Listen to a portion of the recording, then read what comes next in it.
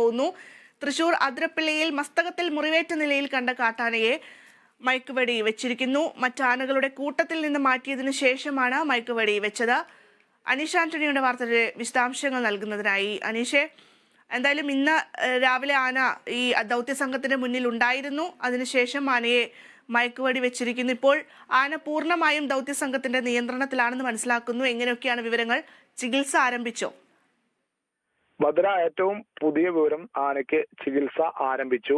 മയക്കുവെടി വെച്ചത് മുനിത്തടം ഭാഗത്ത് വെച്ചാണ്. ഏറ്റവും പ്രധാനപ്പെട്ട കാര്യം, ആന രാവിലെ ആണ് ഈ ആനയെ ഇന്ന് കഴിഞ്ഞ ബുധനാഴ്ച കാടിറങ്ങിയ ആന ഇന്ന് രാവിലെയാണ് ഈ മേഖലയിൽ വീണ്ടും കണ്ടപ്പോൾ ആനയ്ക്കൊപ്പം മറ്റ് 3 കൊമ്പന്മാരുൾപ്പെടെ ഉണ്ടായിരുന്നു. തുടർന്ന് ഈ ആന പുഴയിലൂടെ നടന്ന് കഴിഞ്ഞ ബുധനാഴ്ച നിലയുറപ്പിച്ച അതേ തുരുത്തിൽ തന്നെ നിലയുറപ്പിക്കുകയായിരുന്നു. ഒപ്പം മറ്റു കൊമ്പന്മാരടക്കം അവിടെ നിൽക്കുകയായിരുന്നു. വലിയ വെല്ലുവിളിയായിരുന്നു. പിന്നീട് ആന സ്വമേധയാ ഈ പരിക്കേറ്റ ആന ഈ തുരുത്തിൽ നിന്നും മാറി മുനിത്തടം ഭാഗത്തേക്ക് വന്നു എന്നാണ് പറയുന്നത്. ഈ മുനിത്തടം ഭാഗം എന്ന് പറയുന്നത് വെടിവെക്കാൻ, മയക്ക് വെടിവെക്കാൻ അനുകൂല സാഹചര്യമുള്ള ഒരു സ്ഥലം കൂടി ആയി എന്നതാണ് ഏറ്റവും വലിയ പ്രത്യേകത. ഉടൻ തന്നെ അവിടെ വെച്ച് തന്നെ ആനയെ അരുൺ സക്രിയ അടങ്ങുന്ന സംഘം മയക്കുവെടി വെക്കുകയായിരുന്നു. വെടിയേറ്റ ആന അല്പദൂരം ഈ മുനിത്തടം അമ്പലത്തിന്റെ ഭാഗത്തുകൂടെ വനാതിർത്തിയിലേക്ക് നീങ്ങി. പിന്നീട് അധികം നീങ്ങാതെ തന്നെ അവിടെ മയങ്ങി എന്നാണ് ഇപ്പോൾ ഏറ്റവും ഒടുവിൽ ലഭിക്കുന്ന വിവരം. എന്തായാലും അനുകൂല സാഹചര്യത്തിൽ കിട്ടിയതോടെയാണ് ഈ ആനയെ വെടിവെക്കാനായതും.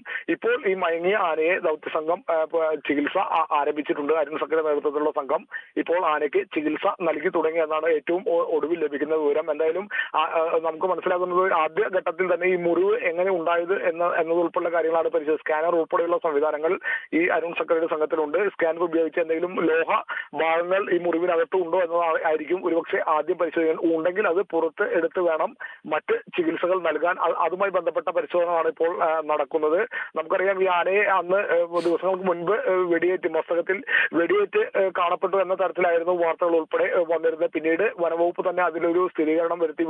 വെടിയേറ്റതല്ല, മറിച്ച് ആനകൾ തമ്മിൽ വനത്തിൽ കുത്തുകൂടിയപ്പോൾ കൊമ്പ് കൊണ്ട് ഏറ്റ മുറിവാണ് എന്നതുൾപ്പെടെയുള്ള കാര്യങ്ങൾ വനവകുപ്പ് തന്നെ സ്ഥിരീകരിക്കുകയുണ്ടായി. എങ്കിലും ഈ വെടിയേറ്റു എന്ന തരത്തിലുള്ള ആ ഒരു കാര്യം അരുൺ സക്രിയ പൂർണ്ണമായും കഴിഞ്ഞ ദിവസങ്ങളിലൊന്നും തള്ളിക്കളയുന്ന ഒരു സംഭവം ഉണ്ടായില്ല. അതുകൊണ്ട് തന്നെ അത് കൃത്യമായി പറയണമെങ്കിൽ, വെടിയേറ്റതല്ല എന്ന് തീർത്തും ഉറപ്പിച്ച് പറയണമെങ്കിൽ ഈ സ്കാനർ ഉപയോഗിച്ച് പരിശോധിക്കണം.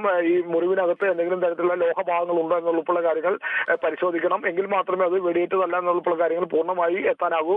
എങ്കിൽ ആനകൾ തമ്മിൽ കുത്തുകൂടി വന്ന മുറിവ് തന്നെയായിരിക്കും എന്നതാണ് പറയുന്നത്. എന്തായാലും അതുമായി ബന്ധപ്പെട്ടുള്ള പരിശോധനകളൊക്കെ ഇപ്പോൾ നടക്കുന്നുണ്ട്. ഒപ്പം തന്നെ ആനയുടെ മയക്കാൻ കൊടുത്ത ഡോസിന്റെ എഫക്ട് തീരുന്നതിന് മുൻപ് തന്നെ ആനയ്ക്ക് ചികിത്സ ആരംഭിക്കേണ്ടതുണ്ട്. ചികിത്സ ഇപ്പോൾ തുടങ്ങിക്കഴിഞ്ഞു. ചികിത്സയുടെ ഭാഗമായുള്ള പരിശോധന ഇപ്പോൾ ആരംഭിച്ചു കഴിഞ്ഞു. ഈ പരിശോധനയ്ക്ക് ശേഷം മുറിവ് ആഴം മനസ്സിലാക്കി അതിനനുസരിച്ചുള്ള ചികിത്സ ഇപ്പോൾ തന്നെ അധികം വൈകാതെ തന്നെ നടത്തും എന്നതാണ് ഇപ്പോൾ നമുക്ക് മനസ്സിലാകുന്നത്. എന്തായാലും കഴിഞ്ഞ ബുധനാഴ്ച രാവിലെ മുതൽ ആരംഭിച്ച ദൗത്യം ഇപ്പോൾ വിജയം കൈവരിച്ചിരിക്കുന്നു എന്ന് വേണം ഒറ്റ വാക്കിൽ പറയാൻ. ആനയെ മയക്ക് വെടിവെക്കാനായി വെടിയേറ്റ ആന ഓടി വനത്തിലേക്ക് കയറുന്നതിന് മുൻപ് ആനയെ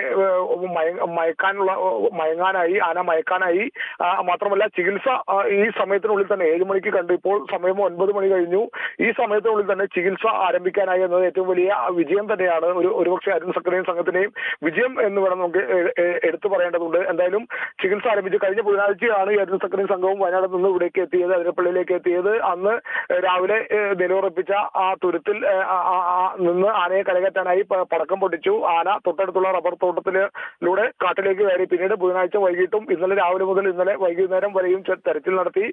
ആനയെ കണ്ടെത്താനായില്ല. ഇന്നലെ രാവിലെ 20 സംഘം എത്തിയ സംഘത്തെ 50 സംഘമായി വിപുലപ്പെടുത്തി. ഈ 50 സംഘത്തെ 6 ചെറു സംഘങ്ങളായി ഈ മേഖലയിൽ മുഴുവൻ തെരച്ചിൽ നടത്തി. ഡ്രോൺ ഉപയോഗിച്ച് തെരച്ചിൽ നടത്തി. എന്നിട്ടും ആനയെ കണ്ടെത്താനായില്ല. പിന്നീട് ഇന്ന് രാവിലെയാണ് ഈ പരിക്കേറ്റ കൊമ്പനും മറ്റ് 3 കൊമ്പന്മാരും ഉൾപ്പെടെ വീണ്ടും കാടിറങ്ങി ഈ വെറ്റിലപ്പാറ 14 സമീപം കണ്ടത്. പിന്നീട് ആന നടന്ന് ഈ കൊമ്പന്മാരുൾപ്പെടെ തുരുത്തിലേക്ക് കയറി. തുരുത്തിൽ നിന്നും ആന ഈ മുനിത്തടം ഭാഗത്തേക്ക് വന്നു. മുനിത്തടം ഭാഗത്ത് വെടിവെക്കാനുള്ള സാഹചര്യം അനുകൂലമായ സ്ഥലമാണ്. അവിടെ വെച്ച് കൈയോടെ തന്നെ ഈ വനം വകുപ്പ് സംഘം, ഡോക്ടർ അരുൺ സക്രിയയുടെ സംഘം വെടിവെച്ചു. വെടി കൃത്യമായി ഏറ്റു 3 തവണ വെടിവെച്ചു എന്നൊക്കെയാണ് പുറത്തു വരുന്ന വാർത്തകൾ. ഇതൊന്നും വനവകുപ്പ് ഔദ്യോഗികമായി സ്ഥിരീകരിച്ചില്ല. എന്തായാലും ആനയുടെ കാലിനാണ് ഈ മയക്കുവെടി ഏറ്റത്. വെടിയേറ്റ ആന അല്പദൂരം മുനിത്തറം ക്ഷേത്രത്തിന്റെ ഭാഗത്തുകൂടെ പോയി വനാതിർത്തിയിലേക്ക് എത്തി. കാട് കയറുമ്പോൾ എന്നൊരു ആശങ്ക ഉണ്ടായിരുന്നു. ഡോക്ടർമാരുടെ സംഘവും ആനയ്ക്ക് പുറകെ തന്നെ വന്നു. പക്ഷേ ആന മയങ്ങി. ഇപ്പോൾ ആനയുടെ അടുത്തെത്തി വിദഗ്ധ സംഘം ആനയ്ക്ക് ഇപ്പോൾ ചികിത്സ ആരംഭിച്ചു കഴിഞ്ഞു എന്നാണ് ഏറ്റവും ഒടുവിൽ പറയാനുള്ളത്. എന്ന് തന്നെയായാലും വനംവകുപ്പിന്റെ ഈ ശ്രമത്തെ 3 ദിവസം ആയി തുടരുന്ന ശ്രമം വിജയം കണ്ടു എന്ന് വേണം പറയാനായി. ഭദ്ര, അനീഷ്, എന്തായാലും ഈ മുറിവ് എങ്ങനെ സംഭവിച്ചു എന്നുള്ളതിലൊക്കെ ഇനി അന്വേഷണം വേണം. അതായത് ഈ ദൗത്യസംഘം പറയും അല്പസമയത്തിനകം എന്ന് തന്നെയാണ് വിശ്വസിക്കുന്നത്. നിലവിൽ ആനയുടെ ആരോഗ്യസ്ഥിതി എങ്ങനെയുണ്ട്? കാരണം കഴിഞ്ഞ കുറച്ച് ദിവസങ്ങളായി ആന വലിയ രീതിയിൽ മോശപ്പെട്ട ആരോഗ്യസ്ഥിതിയിലാണ് എന്ന് ഡോക്ടർ അരുൺ സക്രിയ തന്നെ പറഞ്ഞൊരു സാഹചര്യം ഉണ്ടായിരുന്നു. അതിലെന്തെങ്കിലും മറ്റെന്തെങ്കിലും അപ്ഡേഷൻസ് ഉണ്ടോ? ഭദ്ര, എടുത്തു പറയേണ്ട കാര്യം, ഈ ആനയെ ചികിത്സിക്കുന്ന ഭാഗത്തേക്ക് മാധ്യമങ്ങൾക്കൊന്നും പ്രവേശനമില്ല. ഇന്നലെ തന്നെ ഈ വനത്തിന്റെ ഭാഗത്തേക്ക്, ആനയുടെ ഭാഗത്തേക്ക് മാധ്യമങ്ങൾ ഉൾപ്പെടെ വിലക്കിയിരുന്നു.